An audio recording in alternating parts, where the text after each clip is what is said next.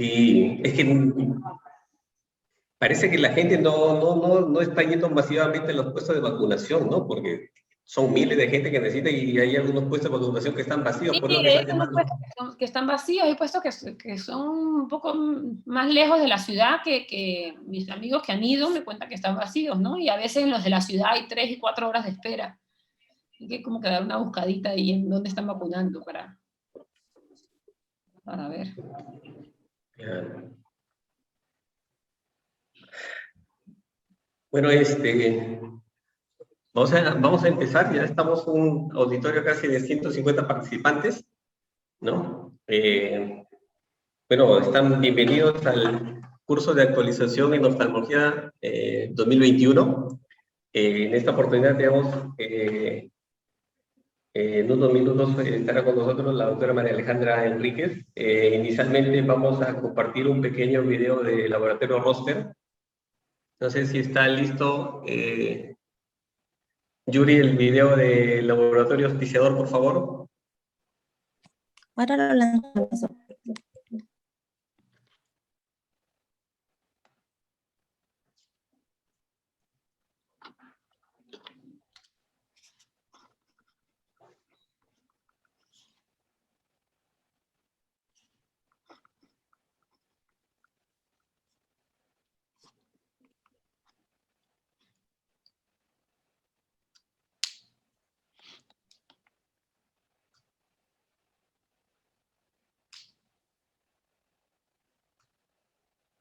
¿Está corriendo Yuri? Solamente es un flyer. Es un flyer, doctor. Ah, ya.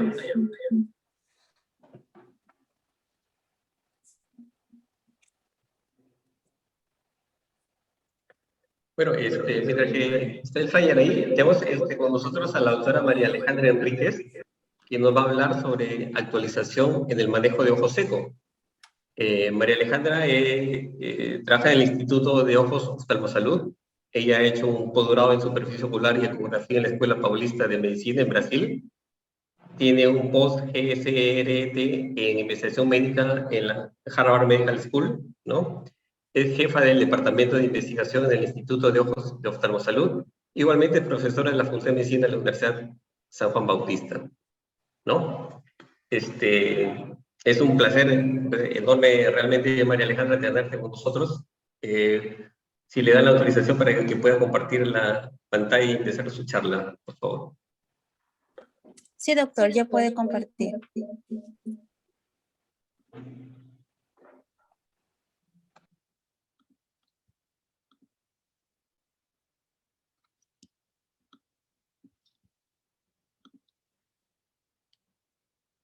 Ahí estamos. ¿Sí se ve?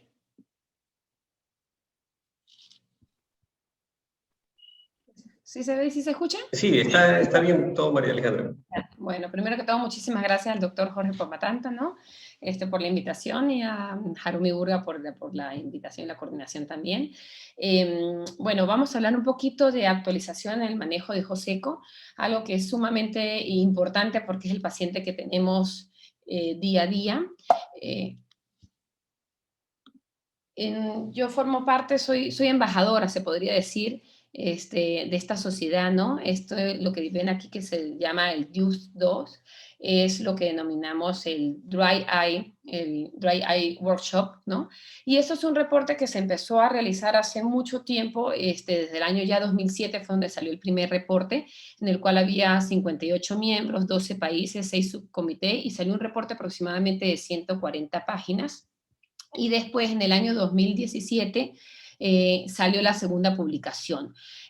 Para las personas que se dedican a superficie ocular y ojo seco, yo realmente les recomiendo, es de mucha utilidad, hay muy buena información. El reporte final es aproximadamente casi de 500 páginas y aquí se pueden dar cuenta cómo el número de citaciones cada vez va incrementando conforme va el tiempo, hasta casi por encima de 15.000 citaciones de este artículo, ¿no? Durante la charla se van a dar cuenta que yo voy a mostrar varias tablas que son provenientes de estos reportes. Desde 1995, el ojo seco se clasificaba prácticamente en dos grandes grupos, en una parte donde era de acuoso deficiencia y en el otro que era evaporativo, pero de esta manera se hacía una independencia entre estas dos clasificaciones bastante marcada, o se era acuoso deficiencia o se era evaporativo. Posteriormente, en el reporte del año 2007, se siguió haciendo esta clasificación en el cual veíamos una división completa entre estos dos tipos de ojo seco, por decirlo así.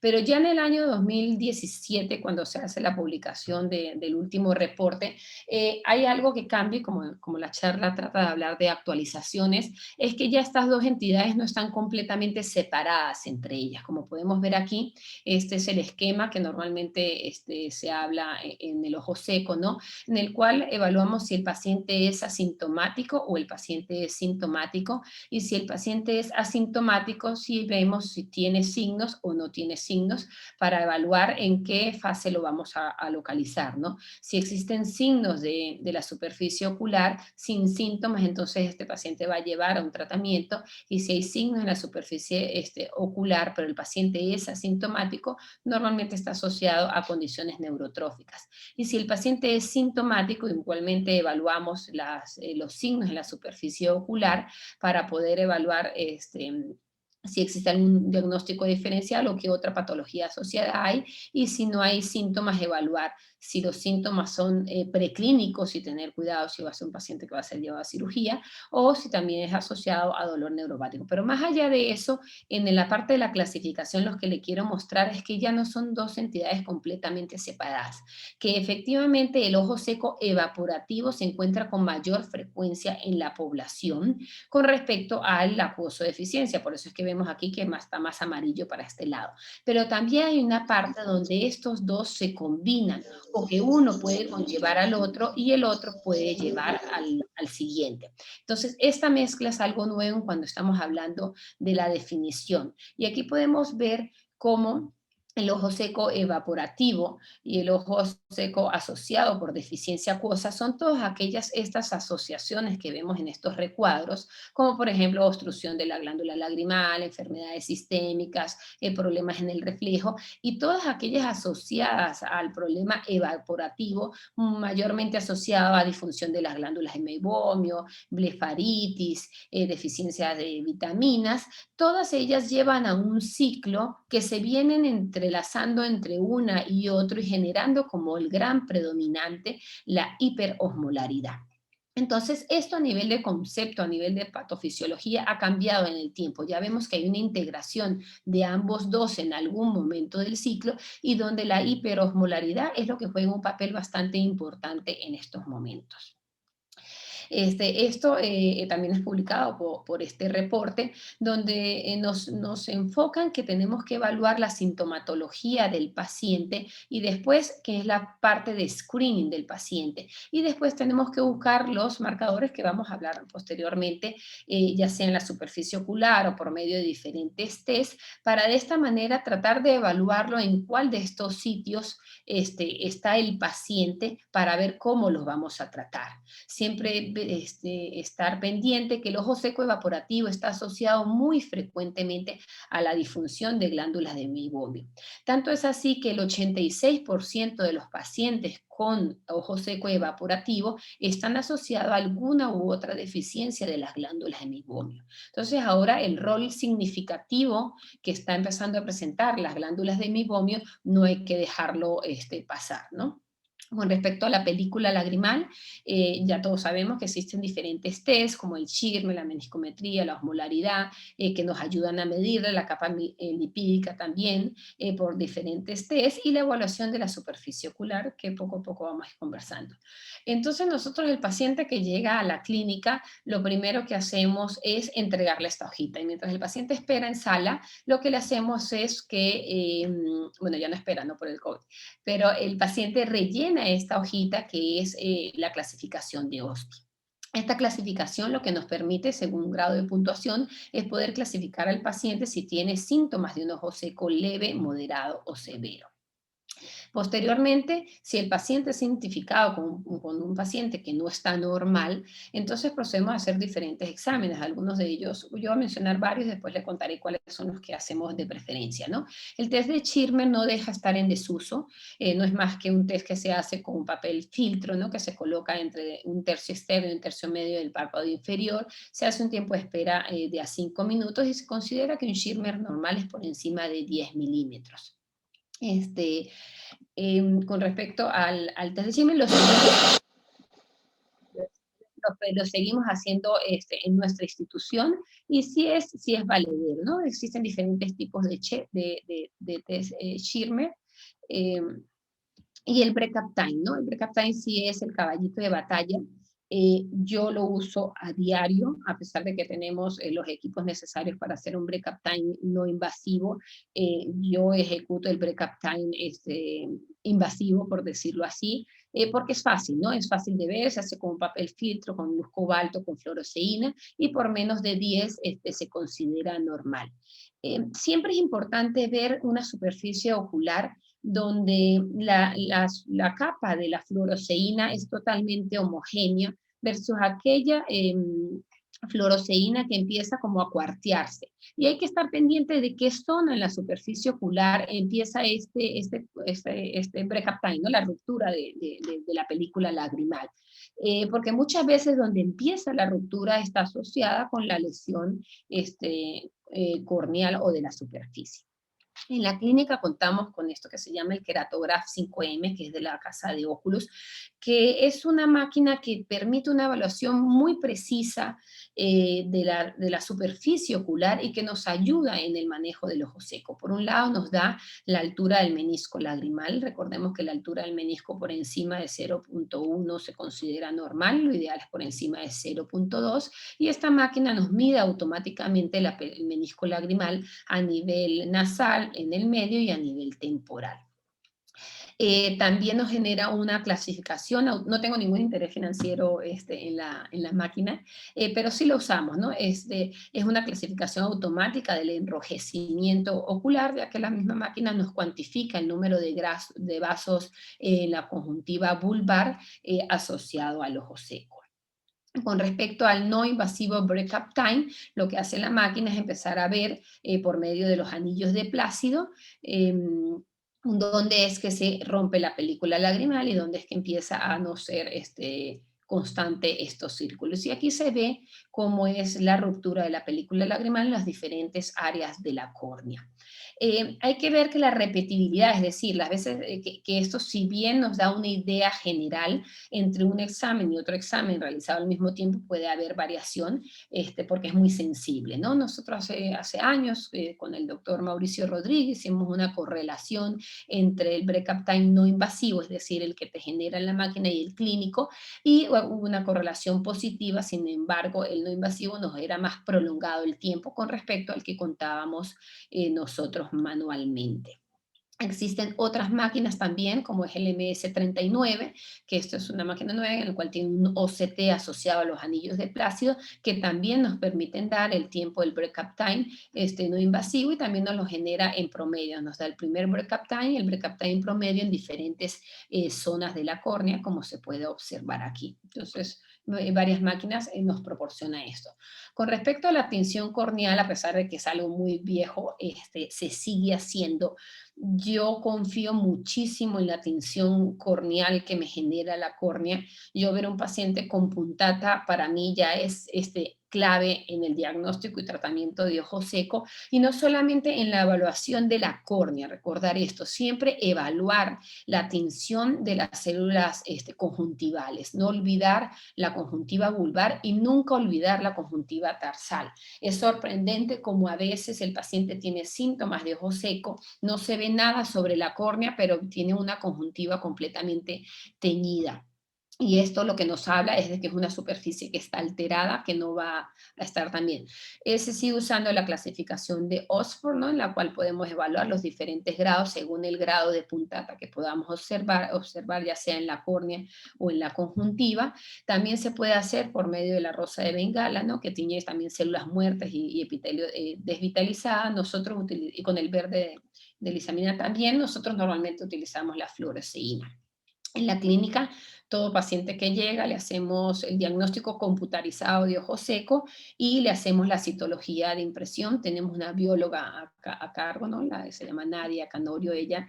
Y bueno, ella lo que se encarga de, por medio de un papel de filtro de nitrocelulosa, lo que se hace es remover 3 capas de la superficie de epitelio. Y con esto lo que logramos es evitar cualquier biopsia incisional, sino es como colocar un sticker, una cinta scotch sobre la córnea y ver las células que están allá. Normalmente el ojo seco está asociado a una disminución del globet cell, una disminución del radionúcleo-citoplasma de las mismas células, una disminución de las células epiteliales y puede existir metaplasia escamosa y hiperkeratosis.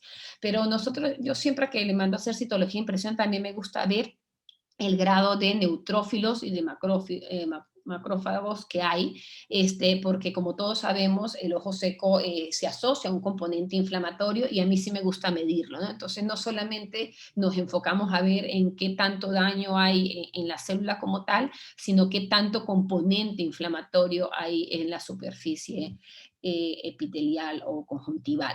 Existen diferentes grados para poder clasificar el grado de alteración por la citología de impresión, ¿no? Donde el grado 0 es el grado más normal. Aquí vemos todos los núcleos bastante lindos, y aquí vemos ya una pérdida, como les dije anteriormente, de la relación núcleo-citoplasma, es decir, hay unas células sin núcleo, otras con núcleo, y hay pérdida de la cantidad de células epiteliales.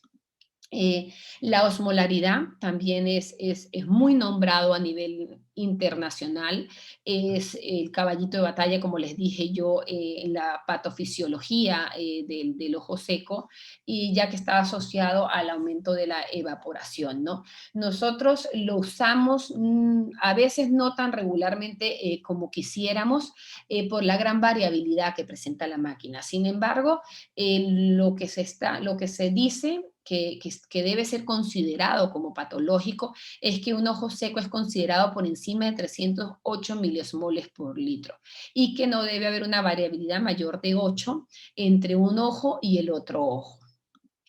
Lo que mide este test de osmolaridad es, como todos sabemos, dentro de la lágrima hay solutos y solventes. Al haber menos solvente y la misma cantidad de solutos prácticamente, de esta manera se va a generar una hiperosmolaridad y esto va a perpetuar el ciclo inflamatorio dentro del ojo. ¿Cómo se mide? Por medio de diferentes equipos. Nosotros, por ejemplo, tenemos el Tear Lab, el cual tiene un dispositivo que es desechable, que se coloca sobre la película, sobre el menisco, la película lagrimal, y nos bota el número de la osmolaridad. El Keratograph 5M también te da un meibomio scan. Esto sí lo usamos continuamente, nos gusta bastante porque además de que se ve muy bonito, sí nos da de una manera objetiva saber cómo están esas glándulas en ese paciente. Aquí, por ejemplo, vemos un paciente que tiene unas glándulas normales, donde podemos observar los orificios de las glándulas y donde se ven las glándulas rectas, muy similar a este grado. Entonces la misma máquina te ubica dónde está el paciente. Aquí se ve el grado 0, el grado 1, el grado 2 y el grado 3. El grado 0 es cuando hay glándulas de meibomio en el 100%, por decirlo así. Grado 1 es cuando se ha perdido aproximadamente 1/3 de las glándulas de meibomio. Grado 2 cuando se ha perdido 2/3 en cantidad, y grado 3 cuando se ha perdido casi que la totalidad de las glándulas. Entonces la misma máquina te ubica al paciente y te dice en qué grado está. Entonces aquí tenemos el grado 0, este paciente no tiene disfunción de las glándulas de meibomio, mientras que este paciente tiene un grado 1.6, dice aquí, es decir, está entre el grado 1 y el grado 2. Aquí vemos como hay un encurvamiento, una alteración en la morfología de las glándulas de meibomio, y en esta área donde ustedes no ven las rayitas blancas, quiere decir que en esta zona no hay glándulas de meibomio porque se han perdido o atrofiado. Esto es muy importante para el seguimiento, porque si tú ves al paciente al comienzo del tratamiento y lo observas después del tratamiento, puedes observar que cómo se reabren algunas glándulas de meibomio y se observa la mejoría como tal. Perdón, aquí está la clasificación, como les dije, ¿no? El grado 4, donde hay mayor pérdida de glándulas de meibomio, y grado C, donde está la totalidad de las glándulas de meibomio. Con respecto al tratamiento, tenemos que saber que existen diferentes tipos de lágrimas. mi preferencia son las lágrimas sin preservantes. Sin embargo, existen diferentes tipos de lágrimas que tienen preservantes y que también se pueden usar y que no están vetadas, por decir así, en el paciente de ojo seco. Yo prefiero las lágrimas sin preservantes a aquellos pacientes con un ojo seco severo, donde ya hay lesión corneal, pero puede usar lágrimas con preservantes si estos son los adecuados. Recordar, como una charla anterior dijimos, que existen dos tipos de preservantes, están aquellos que son del tipo de detergente y aquellos que son del tipo de oxidantes. Los de detergentes son aquellos que alteran la permeabilidad de la membrana celular y generan lisis citoplasmática y generan mayor daño sobre la superficie corneal, como por ejemplo es el cloruro de benzalconio. Mientras que aquellos que son oxidantes, como es el complejo oxicloroestabilizador y el perborato de sodio, son pequeñas moléculas más pequeñas que penetran en la membrana celular y pueden interferir en la función celular sin necesidad de destruir la célula por completo. Entonces, en el mercado existen diferentes del tipo de los oxidantes. Tenemos aquellas gotas que tiene el Purite, aquellas gotas que tiene el Poliquat como preservante, o aquellas gotas que tiene el perborato de sodio, como por ejemplo el Unial y el Unigel. A mí me gusta el Unial por ser hialuronato de sodio. Yo prefiero las gotas que tengan hialuronato de sodio, carboximetilcelulosa, y el Unigel también, que es un carbómero que tiene perborato de sodio como componente, el cual es un preservante oxidativo que no es dañino como un preservante tipo detergente. Existen diferentes tipos de lágrimas también. Nosotros no contamos con casi ellas, pero en otros países cuentan con muchísimas lágrimas que tienen también asociados ya sea liposomas o emulsiones aniónicas o emulsiones catónicas o pequeñas nanopartículas como de lípidos que permiten que aquellos pacientes que tienen disfunción de las lágrimas de la glándula de meibomio asociada, esta lágrima con el componente acuoso también nos brinde una parte lipídica sobre la superficie ocular. En nuestro caso, ¿no? Me gusta usar a mí el Systane Balance, que va muy bien este grupo de tratamiento. Spray con liposomas no son muy frecuentes aquí en el país. Con respecto al suero autólogo, lo usamos bastante en aquellos pacientes con un poquito más avanzado. Recordar que tenemos diferentes formas de usar el suero autólogo. El suero autólogo es que se le saca la sangre al paciente, normalmente se sacan unos 4 a 5 tubitos de sangre. Esta sangre se centrifuga en una cámara de flujo laminar porque debe estar todo bien esterilizado. Es importante recalcar esto porque hay muchos centros que hacen esto y sí es importante mencionar que para poder ejecutar estas cosas se necesita de un pequeño laboratorio que cuente con las normas de asepsia y las regularizaciones adecuadas. Para esto se necesita una cámara de flujo laminar donde se centrifuga esta sangre y después de esto se diluye normalmente al 20%, usualmente con solución de BCS, y es lo que se utiliza como suero autólogo. ¿Cuál es la diferencia con el concentrado rico en plaquetas? Que en el concentrado rico en plaquetas sí tiene anticoagulante los tubitos de sangre, y de esta manera entonces en el momento que se centrifuga se puede observar cómo se separa la sangre de las plaquetas. Entonces este tipo de suero, por decir así, el que es rico en plaquetas, se diferencia porque además de tener los componentes positivos que tiene la sangre, como es la vitamina A y todos sus otros componentes, el que tiene rico en plaqueta tiene más factores de crecimiento. Entonces, ¿cuándo lo uso yo o cuándo preferiría un plasma rico en plaquetas sobre un suero autólogo? Cuando tengo defectos epiteliales, cuando tengo erosiones corneales, productos del ojo seco, que requieren un poco más de factores de crecimiento. Normalmente utilizo el suero autólogo, no el concentrado rico en plaquetas, y va sumamente bien. Bueno, al final si quieren podemos conversar cómo es mi patrón general de tratamiento, pero para mí es algo indispensable prácticamente el suero autólogo en pacientes, ¿no? Aquí vemos, se le saca la sangre al paciente y después de ello es que se hace. Existen múltiples estudios publicados, ¿no? La mayoría de ellos, como pueden ver, algunos diluyen el suero autólogo al 50%, pero la mayoría de ellos la dilución es al 20%, ¿no? y algunos lo diluyen en cloruro de sodio y otros en BCS. Todos ellos muestran que mejora los diferentes exámenes para Joseco, como el Schirmer, el BUT, la osmolaridad de la lágrima, y se ha probado en diferentes tipos de pacientes, con Steven Johnson, con Shoren, con diferentes pacientes con ojo seco severo, y es muy recomendable. Los tapones lagrimales también son de mucha utilidad, se siguen utilizando. Los tapones lagrimales lo que buscan es, yo le digo a mis pacientes, ustedes imagínense que hay una tina y por el huequito se va el agua, y yo lo que voy a hacer es tapar la tina para que el agua de la tina dure más tiempo en el ojo, y ellos me entienden bastante bien. Y bueno, efectivamente es lo que se hace, se tapa, ¿no? Ya sea con un tapón lagrimal de silicona, o también puede ser reabsorbible, el orificio externo de la glándula del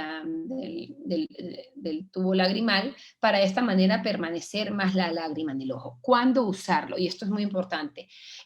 Recordemos que el ojo seco está asociado a un factor inflamatorio. Entonces, si yo pongo un tapón lagrimal en un paciente que tiene un ojo seco inflamatorio, donde yo sé por medio de la citología de impresión que hay muchos macrófagos, hay muchos neutrófilos, es un ojo seco e inflamado, en esa lágrima va a haber componente inflamatorio, que yo lo que voy a hacer es dejarlo más tiempo sobre la superficie ocular, y lo que me va a generar es un cuadro de mayor inflamación. Entonces, normalmente se usa cuando yo ya he solucionado el problema inflamatorio de la superficie ocular, y cuando yo ya quiero más bien es mantener la capa acuosa de la lágrima, pero habiendo resuelto el tema inflamatorio. También se usa muchísimo en pacientes posoperados de cirugía de LASIK, que estén sufriendo con ojo seco, porque son casos especiales en los cuales se deben utilizar. ¿Cuál es su principal desventaja? Aquí vemos también estos estudios, todos publicados, de diferentes tipos de silicona, de colágeno, de diferentes tipos, pero la principal complicación es que a veces se pierden, ¿no? Yo sí tengo muchos pacientes, me preguntan cuánto dura el tapón lagrimal, yo le digo, el tapón puede durar años enteros, pero que no se le salga es otra cosa, ¿no? Porque sí, la pérdida de tapón está reportada aproximadamente entre un 37 a un 55% después de su colocación. Con respecto a la limpieza palpebral, es efectiva. Todos estos estudios, aquí se puede ver, todos estos estudios se evalúa cómo mejora la superficie ocular, cómo mejoran los síntomas, cómo mejora el BUT por medio de la limpieza del párpado. Yo soy muy ferviente a mí me gusta mucho indicar al paciente que tiene disfunción de glándulas de meibomio hacer una buena limpieza palpebral. Existen en el mercado diferentes champú, diferentes soluciones. Pero antes de ello, siempre pensar en manejar el Demodex. Para ello es importante, todos estos estudios también demuestran cómo la limpieza del párpado mejora el Demodex, y también cuál es el tratamiento que se hace. Aquí podemos ver cómo se hace la ivermectina oral, cómo se puede hacer el ivermectina en tratamiento, también asociada a metronidazol. Está asociada, ¿no? Entonces, nunca olvidar el manejo del Demodex como tal, y también la acitromicina. La acitromicina también se utiliza cuando hay disfunción de las glándulas de meibomio, se utiliza de manera tópica sobre la superficie, sobre el borde palpebral. En este estudio, la doctora Jocelyn López lo presentó el año pasado en Eskers. Hicimos un estudio bastante simpático en el cual a los pacientes con blefaritis le pusimos el tea tree oil, en este caso fue el de Springer, cada 12 horas por 6 semanas, y al otro grupo le pusimos acitromicina tópica al 1% cada 12 horas por 6 semanas, y lo que pudimos ver de que hubo mayor reducción en el grupo de que usamos el tea tree oil. En el mercado existen diferentes marcas que nos dan el tea tree oil. Está el de la Botica Magistral Peruana. Este producto me gusta mucho, no existe en el mercado, solo conozco que es aquel que tiene ivermectina y metronidazol juntos, también de la Botica Magistral Peruana, y lo utilizamos de la misma manera cada 12 horas, en el borde del párpado. Actualmente se está corriendo un estudio para ver su eficacia en comparación a la citromicina y al tea tree oil, ¿no? Este también es el tea tree oil, y todos estos tienen componentes del tea tree oil. Existen diferentes aparatos en el mercado también que nos permite la expresión de las glándulas de meibomio, como por ejemplo es el LipiFlow, el cual es un poquito aparatoso su colocación, y lo que proporciona es calor y además presión intermitente para poder drenar estas glándulas de meibomio. Así es como luce este aparato. Para el que no lo tenga, también se puede hacer por medio de esta pinza, en la cual se llama la Arita Meibomian Gland Compressor. A mí particularmente no me gusta mucho manipular las glándulas de meibomio, porque a veces se genera más trauma y el trauma genera más inflamación y la inflamación genera mayor círculo vicioso. Entonces siempre me gusta primero iniciar solamente con limpieza palpebral, el tratamiento de ivermectina, metronidazol, o solamente ivermectina o solamente limpieza, dependiendo del caso, y compresas de agua tibia, ¿no? Con las compresas sí se ha demostrado también que mejora el flujo de la glándula de meibomio, y a mí me gusta siempre iniciar por eso antes de hacer una expresión manual de las mismas para evitar el componente inflamatorio. También asociada a la disfunción de glándulas de meibomio, usamos bastante esto que se llama el de Intense Pulse Light, que es lo que le denominamos el IPL. Este es un equipo que emite una luz pulsada. Este es el aparato que podemos ver aquí abajo a la derecha, y normalmente se hacen los pulsos en estas zonas del párpado. También el nuevo equipo tiene un mango un poco más pequeño que permite también hacer en el párpado superior, y normalmente lo que se hace son 2 sesiones de 3 semanas de intervalo cada uno.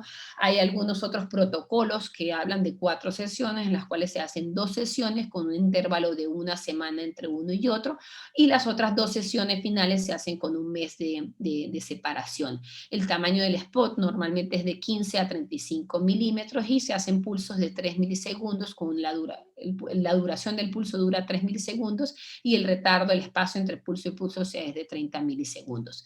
La afluencia normalmente es de 14 a 16 milijoule, y esto va a depender del tipo de piel. Existe una clasificación, que es la clasificación de Fitzpatrick, en el tipo de piel, en el cual el grado 1 son los colores más blancos, el grado 5 y grado 6 son los colores de piel bastante oscura, y los cuales se evitan, ¿no? Normalmente se evitan el grado 6, que es la piel bastante oscura, y para el grado 4, el grado 3, normalmente se baja la afluencia a una afluencia menor. Luego, con respecto a los corticosteroides tópicos, existe muchísima evidencia de su ventaja en el tratamiento del ojo seco. Siempre recordar su asociación con el glaucoma, y que esto es una terapia que es temporal y que no se puede perdurar en el tiempo. Yo usualmente no utilizo acetato de prednisolona, o sea, no utilizo corticosteroides bastante potentes. Si voy a utilizar un corticosteroide en casos bastante extremos, me gusta utilizar más la fluorometolona. Pero bueno, existen otros artículos que demuestran que su uso también es permitido y válido. Y cuando utilizo estos corticoides como la fluorometolona, lo hago por un periodo muy corto de tiempo, estoy hablando de 7 o 8 días, y de ahí paso para la ciclosporina, para inmunomoduladores, inmunosupresores del tipo de ciclosporina y de tacrolimus, que los adoro y los usamos continuamente y por largos periodos de tiempo. Felizmente ellos no están asociados al aumento de presión intraocular de la misma manera que los corticosteroides, y recordemos que estos son inmunomoduladores que van a trabajar en la calcineurina, y lo que nos hacen es inhibir la interleuquina 2 y los linfocitos T, ¿no? Normalmente se usan en concentraciones del 1% y del 0.05%. No solamente están indicados en el ojo seco por deficiencia, sino también está muy indicado en la disfunción de las glándulas de meibomio, y se han reportado, como vemos aquí en todos estos estudios, su beneficio en el uso de las glándulas de meibomio. En el mercado podemos encontrar estas presentaciones. Yo particularmente prefiero usar esta de acá, de la Botica Maestral, porque no tiene preservantes. Entonces yo entre menos preservantes le ponga al ojo, mejor. Sí sé que voy a tener que poner una lágrima, sé que voy a poner otras cosas asociadas, entonces prefiero poner la lágrima que tenga preservantes y ya no le pongo la ciclosporina con preservantes. No me gusta ponerle doble preservante al ojo, por decir así. El tacrolimus también es muy usado en nuestra institución, tiene muy similar mecanismo de acción, también inhibe la calcineurina y también trabaja sobre los linfocitos T y la interleuquina 2, y también existe la presentación sin preservantes. Con respecto a los suplementos de ácidos grasos, también los usamos en casos moderados de ojo seco.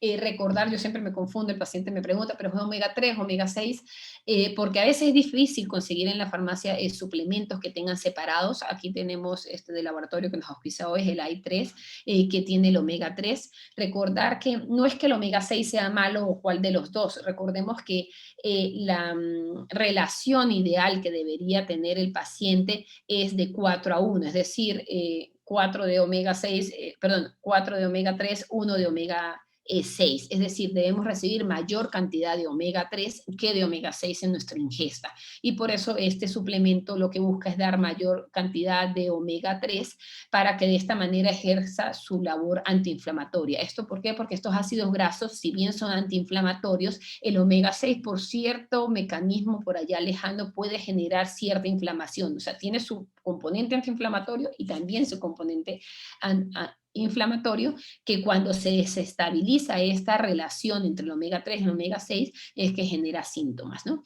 Normalmente existen diferentes dosis, como podemos ver en estos estudios. Las dosis van desde 3.300 miligramos o también aproximadamente de 1.000 miligramos. O sea que la dosis aproximadamente es entre 1 y 3 cápsulas diarias para que pueda surgir efecto. ¿Qué hay con respecto a los lentes de contactos? Los lentes de contactos que se prefieren en pacientes de ojo seco ya bastante severo, ya bastante avanzado, que tengan una patología de base, donde ya el tratamiento tópico no permite la resolución completa sobre la superficie ocular, entonces nos van muy bien estos lentes de contacto esclerales o aquellos lentes blandos que tengan en su composición una mezcla de glicerina con el EMA. El EMA no es más que el hidroximetilacrilato, y existen ciertos lentes, ¿no? Por ejemplo, el lente de contacto Hidraglide, que es de Alcon, también es muy bueno porque tienen un agente, una matriz humectante dentro del lente que lo hace bastante confortable y no tan agresivo para la superficie corneal. En casos ya muy extremos, también podemos hacer recubrimientos con membrana amniótica. Estoy hablando en pacientes con síndrome con Steven Johnson, con Sjögren, posterior a quemadura que genera ojos secos severos. En la clínica la producimos, ¿no? No es más que extraer la membrana amniótica proveniente de la placenta, se extrae, se separa el corio del amnios, nos quedamos con el amnios. Esto está la cámara de flujo laminar que les mencioné anteriormente, y posteriormente esto se coloca en un líquido que está compuesto por múltiples antibióticos para poder tener su conservación a menos 80 grados centígrados. Es una refrigeradora especial que se necesita para ello, porque las refrigeradoras normales no congelan a esta temperatura, y sí, es sumamente importante. Muchas veces no hay necesidad ni siquiera de colocarle puntos, se puede colocar con un conformador sobre la superficie corneal y esto genera una muy buena resolución. Para los casos ya extremadamente extremos, tenemos lo que denominamos el trasplante de la glándula salival. En esto lo que se hace es extraer la glándula salival inferior. Aquí tenemos un paciente con una quemadura corneal en el cual primero queremos mejorar la superficie ocular para poder después proceder a la reconstrucción. Entonces aquí, esto de la doctora Elisa Yagi, que es nuestra oculoplástica, aquí se extrae, en esta fase se extrae las glándulas, se va a observar cómo se ven los racimos, ¿no? Voy a adelantarlo un poquito porque no está editado, ¿no? Aquí se pueden observar los pequeños racimos de la glándula salival que son extraídos. Aquí se puede ver cómo se extrae completamente, y luego esto se sutura en la conjuntiva tarsal, se pone en la conjuntiva tarsal y lo pegamos ahí se está colocando, ¿no? el trasplante de la glándula salival dentro de la conjuntiva tarsal. Así queda. Posteriormente, conforme pasa el tiempo, esto se reduce en tamaño y se ubica, ¿no? Estéticamente, si es una mujer, probablemente puede ser que no le guste mucho, porque sí, si se bajan el párpado se ve la bolita de la glándula trasplantada, pero es efectiva en mejorar la superficie ocular. Pero como le digo, esos son grados extremos, ¿no? Entonces, en conclusión, lo que les puedo decir es que efectivamente tenemos nuevas herramientas diagnósticas, la mayoría de ellas automatizadas, que nos permiten tener de una manera objetiva, más registrada, de una manera cuantitativa, los datos proporcionados por la superficie ocular. El examen en lámpara hendidura y el interrogatorio siguen teniendo un rol importante, no solamente por estas máquinas podemos diagnosticar ojo seco. Para mí es básico sentar al paciente, preguntarle por sus signos y por sus síntomas, y yo buscar los signos en la lámpara de hendidura. No olvidar, nunca olvidar en un paciente que estemos evaluando, evertir el párpado y mirar las glándulas de meiomio, mirar tanto la forma de las glándulas de meiomio como sus orificios, mirar las pestañas y buscar por collaretes para poder detectar el démodes, y buscar siempre que si vamos a poner una terapia múltiple en un paciente, tratar de que algunas gotas no tengan preservantes para no saturar la superficie corneal o superficie ocular, y no olvidar el uso de inmunomoduladores, ya que son una herramienta útil en el tratamiento del ojo seco. Eso sería todo. Gracias. Miles. Claro, en Punta Cana hay miles. El problema es de Lota. El Majestic conoce en Punta Cana. Bueno, muchas gracias, Alejandra. Si existe alguna pregunta del auditorio, por ejemplo, para María Alejandra, por favor. Bien, ¿tú cómo estás? Acá en el chat tenemos algunas preguntas. ¿Por cuánto tiempo prescribes la ciclosporina, menciona María Alejandra? La puedo tener meses. La ciclosporina la puedo iniciar, normalmente me gusta iniciarlas como 5 días antes que se termine el corticosteroide, ¿no? Porque a veces demora en tener efecto. Entonces, yo le digo al paciente que el efecto no lo va a tener inmediatamente, lo va a tener 8 o 10 días después de su inicio. Entonces, usualmente combino un corticosteroide con los primeros 8 o 10 días, y después que continúe con su ciclosporina. Y si la tengo que dejar meses, la dejo meses, la puedo dejar hasta 2, 3 meses, con muy buena tolerancia y con muy buenos resultados, ¿no? Pero normalmente estos pacientes se evalúan mensualmente, y si al mes yo ya veo de que ha disminuido la parte inflamatoria, pues ya puedo pasar a retirarla. Algunos pacientes refieren que cuando se aplica la ciclosporina, refieren ardor, enrojecimiento. ¿Cómo atenúas eso, María Alejandra, por favor?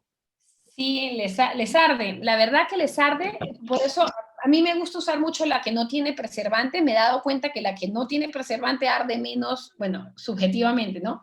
Arde menos que la que tiene preservantes, pero le digo que así es, pues, al paciente. Le digo arde, pero no hay de otra. Porque no puedo dejarle un corticoide por mucho tiempo. La verdad es que no puedo, y sí, de verdad funciona, ¿no? Y el paciente se acostumbra. Tengo pacientes mis pacientes quemados que sufren de ojo seco severo, se acostumbran, y sí es verdad que arde, ¿no? El ardor normalmente también está asociado que es una superficie ocular alterada. Entonces es como cuando uno tiene una herida en una piel y te colocas cualquier crema, ¿no? El ardor normalmente es peor al inicio porque esa superficie está dañada, y luego el ardor es mucho menor. O no sé si el paciente se acostumbra ya. Acá hay otra pregunta que menciona pacientes con tratamiento antiglaucomatoso, ¿qué lubricantes sugerirías? Mira, entre menos preservantes tengas, mejor, porque ya la gota antiglaucomatosa tiene preservantes. Existen algunas gotas antiglaucomatosa. Más bien es muy buena tu pregunta, pero aquí hay que plantearse 2 cosas. Uno, utilizar la gota con el menor preservante posible, es decir, sin preservantes, o aquella cuyo preservante, como les mencioné, sea no muy tóxico, del tipo perborato de sodio, o del tipo purite, o el otro. A mí me gustaría mejor sin preservantes en el caso del glaucoma, y también recordar que en el glaucoma hay gotas que tienen también preservantes. Por ejemplo, el Alfagan P, el AP es de purite. Entonces, preferir gotas antiglaucomatosas que tengan buenos preservantes, ¿no? Acá hay una pregunta que menciona si tienes experiencia con el uso de insulina tópica. Estamos haciendo un estudio actualmente. La próxima vez les paso los resultados. Está el doctor Liébano, ¿no? Con la doctora Jocelyn López, justamente lo estamos utilizando. Está dando buenos resultados, pero no tenemos las conclusiones finales. Pero sí, se usa mucho, está en boga. Eso es, está en boga actualmente. Y sí la recomiendo, pero cuando tenga resultados completos, hablo con propiedad. Ya. Bueno, acá el doctor Jorge Alvíquez menciona, no sé si le entiendo la pregunta, que en pacientes en tratamiento, ¿qué gota usa para refracción y para biometría? Bueno, sí, la pregunta debe estar destinada porque algunas de estas lágrimas son muy viscosas y sí pueden generar alteración en la superficie ocular y en la topografía, ¿no? Entonces, normalmente nosotros, de hecho, los pacientes con ojo seco que van a ser medidos, utilizamos normalmente hialuronato de sodio, puede ser, y ningún gel, obviamente, porque esto va a generar una alteración de la superficie que topográficamente se puede ver alterada, ¿no? Pero entre tomarle una topografía, una biometría a un paciente con ojo seco, va a ser peor que lubricado y con una buena superficie ocular, ¿no? Claro. Sí, está demostrado efectivamente.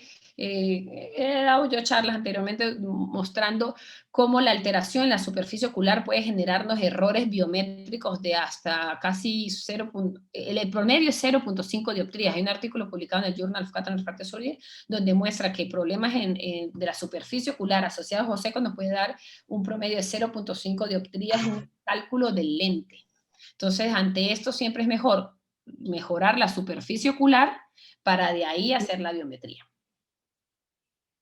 Te cuento, mientras llegan más preguntas, que en mi centro hemos adquirido el Keratograph ¿Ya? y es otro nivel, ya, pues, ¿no? Es muy, muy bueno ese equipo. Es Usted muy ya lo bueno. tiene muchos años, ¿no?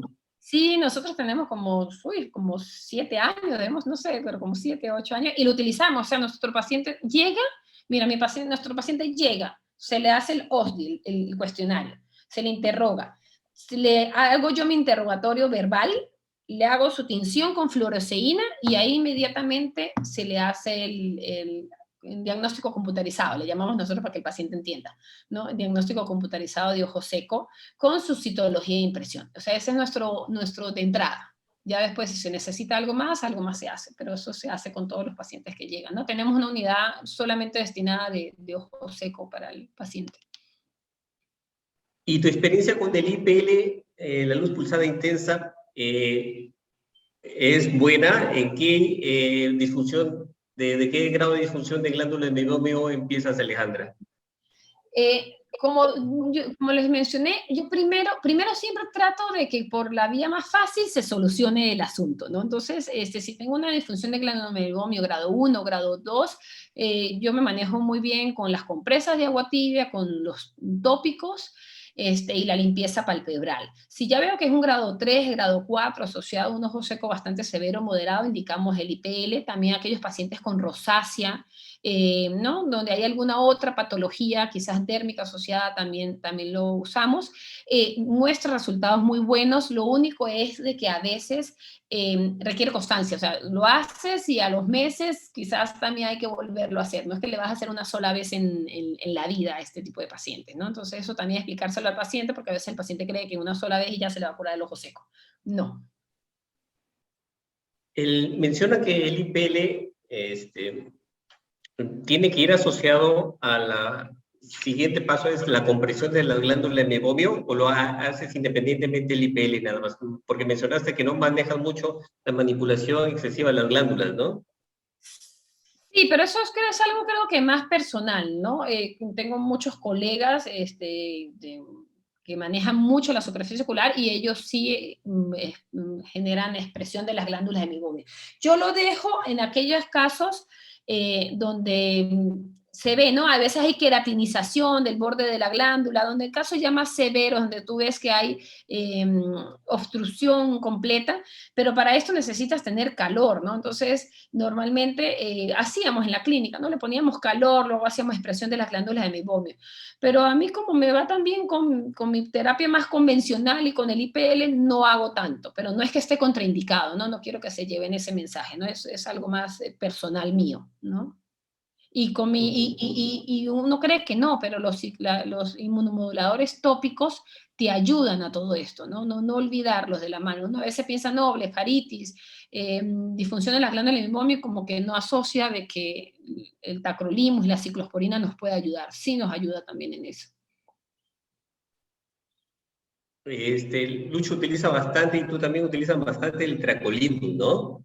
Sí, sí. Bueno, a él le gusta más el tacrolimus y a mí me gusta más la ciclosporina. Pero los dos son buenos. Sí. Jarito, tienes su especialidad de superficie. Jarito, también participó en un simposio hace algunos meses con Gustavo University. ¿Tienes algunas preguntas, interrogantes hacia María Alejandra? Sí, a mí me parece esta charla supremamente importante, ¿no? Porque muchos de los pacientes vienen asintomáticos, ¿no? Pero cuando vemos en la lámpara están súper floridos, ¿no? Y el término, la palabra clave que dio el DIUS, ¿no? El proceso inflamatorio, ¿no? Y tenemos que trabajar el proceso inflamatorio y por eso ahí es donde entra el tacrolimus, que es mucho más potente, antiinflamatorio que las otras, que una ciclosporina, ¿no? Entonces, por eso es que algunos entran más primero con el tracolimus, ¿no? Sí, efectivamente, sí, tu comentario muy, muy acertado. Efectivamente, el tacrolimus, hay estudios que demuestran que es más efectivo que la ciclosporina. Pero los dos son inmunomoduladores, ¿no? O sea, yo a veces uso la ciclosporina y cuando no me funciona la ciclosporina paso al tacrolimus, empiezo con el tacrolimus y paso a la ciclosporina. Pero sí, efectivamente, en teoría el tacrolimus es mejor. Bueno, personalmente no lo uso porque tenemos que mandar como fórmula magistral a Lima, ¿no? Y como que demora un poquito más, pero yo también soy más de usar la ciclosporina porque, entre comillas, está más a la mano, ¿no?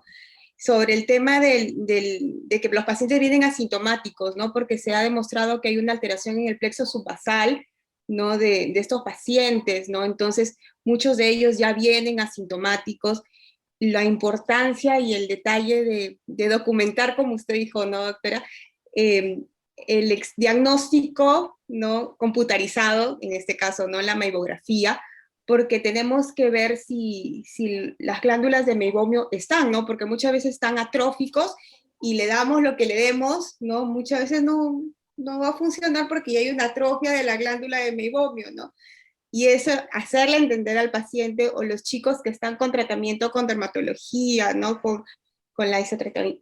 Siempre me pierdo la palabra en el fármaco que atrofia totalmente los acinos de las glándulas de meibomio y son tan difíciles de tratar, ¿no? Estos chicos.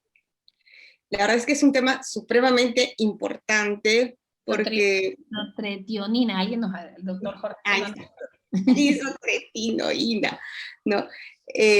Sí, ¿no? Porque muchos de estos pacientes va a tener el futuro el resultado, ¿no? Ya que o van a venir para una cirugía refractiva y si tiene un problema de alteración de superficie, lo que le hagamos no va a funcionar.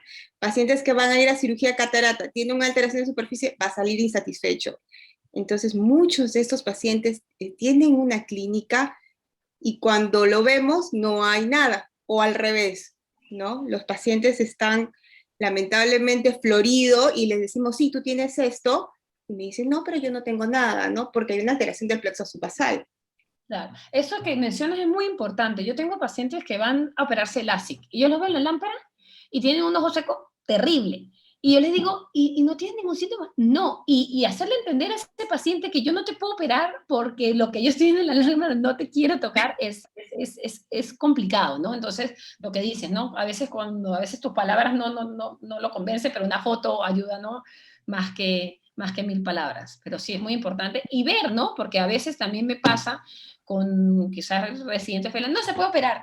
y ni siquiera van y ven la superficie, o sea, ven la topo, ven la refracción, no tiene queratocono, ya descartaron, no hay riesgo de ectasia, todo lo que sea, y se los olvida por un instante ver la superficie ocular, cosa que es primordial, ¿no? Para la cirugía de láser. Exacto. Sobre el omega 3, doctora, cuando salió, ¿no? El estudio DREAMS, ¿no?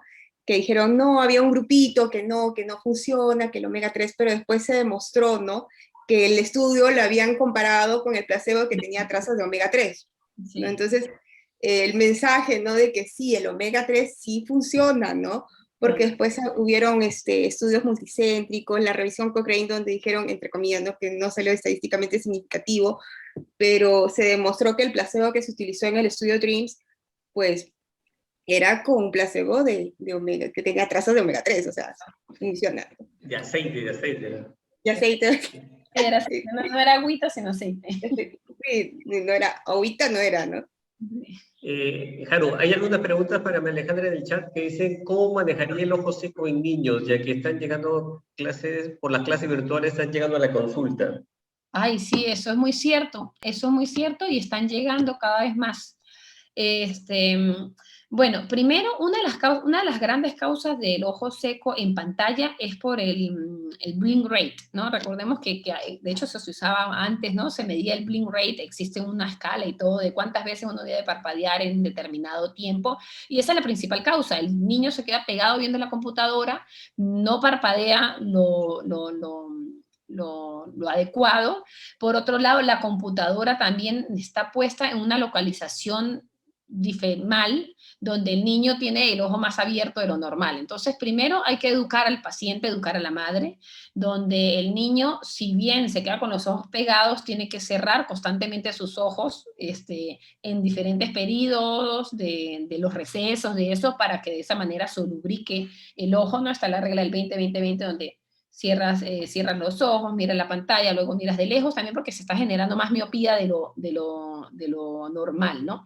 Entonces, el descanso ocular durante las horas de clase es básico, la localización de la computadora también para la apertura palpebral, y si hay ojo seco, hay que tratar el ojo seco, tan sencillo como eso, como prácticamente como un adulto, ¿no? Claro está, a los niños empezamos de la manera más suave, no es que le vamos a meter corticosteroides, no le podemos dar doxiciclina, no le vamos a dar antibióticos, por decir así de entrada, pero tratarlos de una manera tranquila, ¿no? Tratarlos sencillamente, ¿no? Yo les doy, usualmente trato de que sean lágrimas sin preservantes, con la menor cantidad de preservantes posibles. Pero sí, y bueno, es un problema, ¿no? Porque no se quieren echar sus gotas, pero no hay de otra. Ya, hay otra pregunta que está relacionada con el tema, dice, ¿cuál es el impacto del tapabocas en la película lagrimal y si hay alguna complicación con el ojo seco? Mira, la verdad que no he leído ningún estudio, si lo hay, bienvenido que me lo envíen. Sin embargo, yo creo que no debería haber mucho, porque yo cuando me pongo mi tapaboca y me pongo lentes, lo que siento más bien que me entra el vapor de la respiración. Entonces, yo creo que lo que no veo, estoy pensando nada más, ¿no? No veo que lo debería empeorar mucho, porque en tal caso está dando vapor de agua, ¿no? Que de nuestra propia saliva, ¿no? Pero no lo sé, no he leído ningún estudio al respecto. Ya mencionaste enfáticamente que si puedes utilizar la citromicina, ¿no? Tu experiencia en la citromicina, ¿das de manera inicial en las disfunciones leves de glándula meiomio? Mira, daba citromicina, actualmente ya prefiero cambiarla por la ivermectina y el metronidazol. Y a veces me gusta utilizar de manera oral, es la doxiciclina también en disfunción de las glándulas de meibomio, más que la citromicina, ¿no? Pero la citromicina tópica se usa en muchos centros, cada 12 horas sobre el borde palpebral, pero yo me voy más con la ivermectina y metronidazol, la tenemos nueva aquí, entonces también estamos usando a ver cómo nos va, ¿no? Pero recuerda, son pacientes crónicos. Lo trata como fórmula magistral. Sí, la ivermectina con metronidazol es tópica, viene en cremita, en un ungüento y es magistral. Pero va muy bien, ¿ah? Va muy bien. En estos pacientes que tienen disfunción de glándula meibomia asociada a rosácea, van muy bien. ¿Ah? De hecho, estamos muy Sí. contentos con los resultados. Porque también está la corriente, ¿no? De darle el tratamiento no sistémico y recordar repetir la dosis 15 días después por el ciclo de vida del Demodex. Sí, sí, sí. También antes que tuviéramos la tópica, yo la usaba, la oral, con el nitrato de... Se me fue la palabra. Con el nitrato que no podía caer en el ojo. Pero la tópica actualmente la puedes poner en el borde palpebral, puede caer sobre la superficie ocular y no representa mucho problema y está dando buenos resultados. Pero sí, el que no tenga tópica, es muy valedera tu comentario, con toda razón, darla, ¿no? Tratamiento tópico y luego recidivar, ¿no? Otra vez. Sí, lo que también habían comentado, ¿no? De que en el momento de hacer el aseo con el aceite de árbol de té, ¿no? En este caso, por dar un nombre comercial, ¿no? El Sprainer, ¿no? Tratar de hacerle en todo el rostro, trabajar de la mano con el dermatólogo porque el Demodex camina, ¿no? 12 centímetros en 24 horas y entonces algunas veces regresa y tener en cuenta los ciclos de vida, ¿no? También es importante sobre lo que usted comentó, ¿no, doctora? Mayormente el paciente con rosácea va a estar acompañado con el Demodex y hay corrientes que no tratan al Demodex, ¿no? Porque, como dicen, ya todos lo tenemos y para qué lo vamos a tratar, ¿no? Pero sí hay el Demodex que se aloja dentro de la glándula de meibomio y ahí obstruye también, ¿no? Una forma mecánica. Claro, pero sí, obviamente yo si lo tienes por encima de 2 cruces, lo trato. Porque también es un Que lo vea. desequilibrio, ¿no? Es un desequilibrio, así como también los probióticos y todo eso que tenemos en el intestino, ¿no? En la flora, en diferentes tipos de flora, cualquier alteración en la flora normal ya genera patología, ¿no? Entonces, sí, a mí sí me gusta tratarlo. Si yo veo collarines, no hay forma que lo deje sin tratar. Doctora, ¿qué Aquí hay una opina pregunta en el sobre chat, María el Alejandra. retiro de la... Perdón. Sí, Jarito, luego hacemos la pregunta. Sigue entonces tú. Doctora, ¿qué opina sobre cuando lo tenemos, ¿no? Con la verde de lisamina y hay la metaplasia, ¿no? La línea de Marx, ¿no? Retirarla, ¿no? De una forma mecánica como el Blefex, y en mi caso se tenga, ¿no? Sí, se puede retirar o con un bisturí, ¿no? O se puede retirar que sirve como papapuril terigen. Existe uno más pequeño para el borde palpebral, ¿no? Con mucho cuidado para no generar más inflamación de lo que ya hay, ¿no? La idea no es que sangre, cantidad. La tortura. Sí, porque estamos generando inflamación y después eso lleva a cicatrización y es el círculo vicioso, ¿no? Entonces, ser bien prudente en este sentido. Y la aplicación de corticoides a nivel tarsal o con esta canulita de masking, tratar de colocar un poquito de corticoide en los acinos. Yo no lo realizo normalmente, pero no lo critico tampoco, ¿no? Pero sí, también está descrito, pero yo no lo uso, ¿no? Yo me voy más al corticoide tópico en este caso. Yo tuve un par de pacientes que yo sí he tratado con la insulina, ¿no? 40 unidades lo ponían en la lágrima artificial. Funciona, pero también es algo que no hay un sustento, ¿no? Es algo nuevo. Yo sí he visto que ha funcionado en un paciente que tenía un problema de artritis reumatoide, no quería sacarse sangre por nada en este mundo. Entonces dijimos, bueno, vamos a ver si esto funciona, y en este caso la señora sí. Sí, nosotros también estamos viendo resultados muy positivos, ¿no? Vamos a ver en qué termina todo. Sería supremamente interesante porque es algo nuevo. En el chat hay algunas preguntas, por favor. A ver, menciona el doctor Ramiro Almeida que el omega 3 ha reportado causar hemorragias digestivas. ¿Cómo sugieren darlo y en qué dosis? Sí, como mencioné antes, la dosis es normalmente 3 cápsulas hasta 3.000 miligramos. Yo doy un poquito menos normalmente, ¿no? Doy una dosis inicial de 15 días, doy 2 cápsulas y luego lo dejo con una cápsula. También porque tiene un montón de calorías, ¿ah? Tiene calorías y a veces el paciente se queja de que aumenta de peso. Sí, entonces como que la dosis que indican es bastante. Entonces doy una dosis a veces menor, ¿no? Para evitar estos riesgos. Acá hay otra pregunta, María Alejandra, en tu experiencia, ¿cuál es el preservante que ocasiona más reacciones alérgicas? El cloruro de benzalconio es el que genera más toxicidad y reacción sobre la superficie ocular, ¿no? Es el que no deberíamos estar usando. Ya. Y bueno, y esta parte que no mencionamos, ¿no? Siempre es importante también la parte alérgica. A veces se nos olvida y siempre ver en la conjuntiva tarsal, explorar por papilas y buscar el componente alérgico que se perpetúa con el ojo seco, ¿no? No olvidarnos de esa parte. Sí, supremamente interesante, ¿no?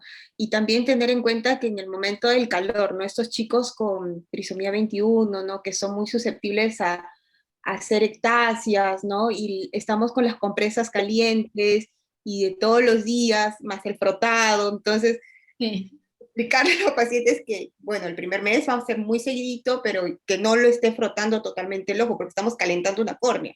Claro, eso es cierto. Un último de protocolo de manejo.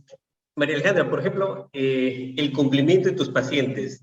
O sea, el cumplimiento, por ejemplo, el cumplimiento del paciente, compresa de agua tibia, masaje del borde palpebral, limpieza del borde de la pestaña, es un ritual casi que tiene que hacerse el paciente. ¿El grado de cumplimiento de tus pacientes en la difusión de glándula de meiomio, has valorado el cumplimiento de esto? Discúlpame, la pregunta es si ellos cumplen el tratamiento debido a lo riguroso que es. ¿Y has valorado el cumplimiento del tratamiento? Sí, son juiciosos. Yo cuando les muestro el demo es como que quedan atormentados que tienen eso en el ojo. O sea, yo nada más le muestro así en la computadora, mira, tú tienes ese parásito en el ojo y como que eso ya es suficiente para que religiosos cumplan el tratamiento y vengan, doctor, ¿y ya se me quitó? Doctor, ¿ya no lo tengo? Pero sí lo cumplen. Buen truco es ese. Sí, tú le muestras que tienes eso ahí y no sabes lo fiel que se vuelve a su tratamiento. Sí, el paciente oftalmológico es bien objetivo, o sea, le gusta ver lo que tiene, Es más, ¿no? yo no me acuerdo quién hacía que les mostraba en un televisor el parásito moviéndose al paciente. Nosotros no lo hacemos, pero he visto que hay gente que lo hace. O Yo sea, lo muestro. sí. Sí. Yo me Pero compré, lo muestras. sí, un microscopio me costó por Amazon creo que $20, ¿no?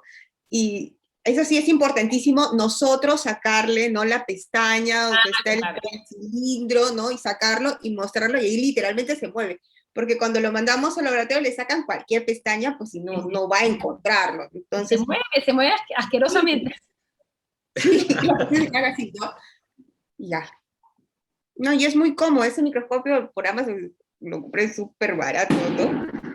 Ahora, si le Y, pones un video atrás, sí, cabra cambiada. Bueno, si existe alguna otra pregunta para María Alejandra, por favor, en el chat. Bueno, creo que esa ha sido la última. Ha habido diversos comentarios de una charla muy buena, espectacular. Va a estar registrada tenemos nuestro canal de YouTube de la Sociedad Peruana de Oftalmología de Filial Norte, donde está registrada la brillante exposición de María Alejandra. Pueden acceder a ella, está en YouTube. Igualmente, Harumi, algunas palabras para María Alejandra, finalmente. Súper completa, la doctora, su charla súper completa, abarcó todo, ¿no? La parte clínica, diagnóstico, tratamiento invasivo, no invasivo, y los medicamentos nuevos, ¿no? Sobre los inmunomoduladores. Felicitaciones, doctora, muchísimas gracias por ilustrarnos. Su experiencia es súper valiosa, ¿no? No, y a ustedes muchísimas gracias, doctor Jorge, a la doctora Harumi. Te agradezco además que fue muy interactiva, con mucho conocimiento también de parte de ustedes, ¿no? Lo cual lo hace más dinámica y se lo agradezco, ¿no? Gracias, doctor. Gracias, María Alejandra. Te comento que hemos llegado a un pico de 190 participantes. Ha sido una charla con muy buena asistencia. Esperamos tenerte nuevamente de manera presencial cuando ya pase estas olas de coronavirus aquí en Trujillo. Sería muy grato recibirte acá para que compartas con los colegas del norte. Claro que sí, claro que sí. Esperemos que Dios lo permita y el país. Gracias, María Alejandra. Saludos. Bueno, El siguiente punto es, vamos a incorporar a un miembro nuevo asociado, es el doctor Fernando Eugenio Parragués González, de la ciudad de Chiclayo. ¿Está Fernando Eugenio? Yo dejo...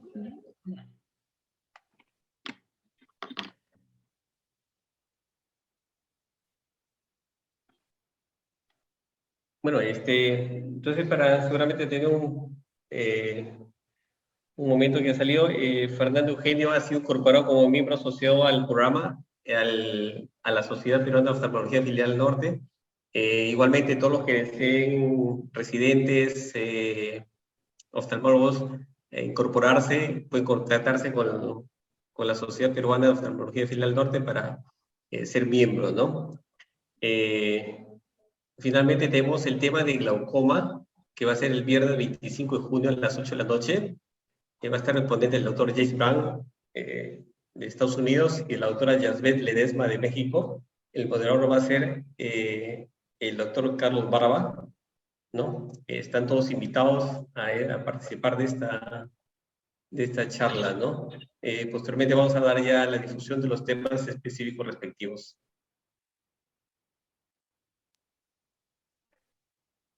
Jaro, ¿estás con algún comunicado final? No, doctor. Muchísimas gracias, doctora. Hubo momentos que habían 190 participantes, así que excelente charla, doctora. Acá hay muchísimas felicitaciones hacia usted y le esperamos, como dice el doctor Comatanta, ojalá Dios permita todo esto pase y tenerla a usted como de una manera presencial, ¿no? Para poder, que nos pueda deleitar de sus charlas y de sus investigaciones, que siempre es una persona muy recalcante en el Perú, ¿no? Ya, muchísimas gracias también. Muchas gracias de una manera muy humilde, ¿no? También los comentarios. Gracias a ustedes. Muchas gracias, María Alejandra. Muchas gracias. Gracias, doctora. Hasta luego. Entonces, muchas gracias a todos los participantes. Esperamos tenerlo en el mes de junio con la charla sobre glaucoma. Sinceramente agradecido por su presencia. Gracias, Haru. Gracias, doctor. Hasta luego. Muy buenas noches. Que tengan lindo fin de semana. Igualmente, Prados. Igualmente, gracias a nuestro cuestionado roster por participar con nosotros. Por ahí está Álvaro. Un abrazo, Álvaro. Gracias, Un abrazo, doctor. Jorge. ¿Cómo estás? Buenas noches. Gracias por apoyar siempre al norte. No, encantado. Acá presente. Hay tri. Hola, Haru, ¿cómo estás? ¿Cómo estás, Alvarito? Bien, acá. Con frío, pero ahí vamos. No, yo estoy acá con chal, chompa, todo ya. Gracias. No, muy lindo, espectacular. Banda de primera también, muchas gracias. Todo lindo. Gracias. Buenas noches. Gracias por el apoyo. Chao, Haru, chao a todos. Hasta luego. Chao.